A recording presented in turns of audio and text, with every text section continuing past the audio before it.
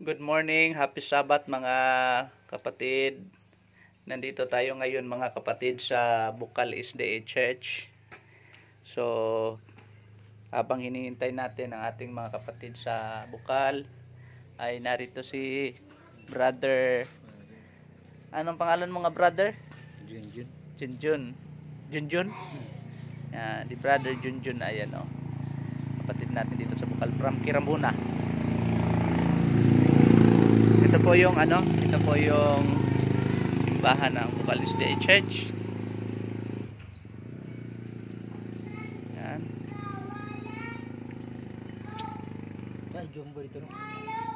Oo. Kagabi ito, adito. Oo. So, happy Sabbath.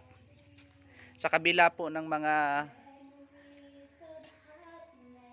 kalamidad na dumaan dito po sa ating bansa sa Pilipinas, ay patuloy tayong magtapat at magiging matatag habang tayo po ay patuloy na nagtitiwala sa ating Panginoon. Ang lahat ng ito ay katuparan ng hula ng ating pinag-aaralang banal na kasulatan. Hindi na ito maitatanggi.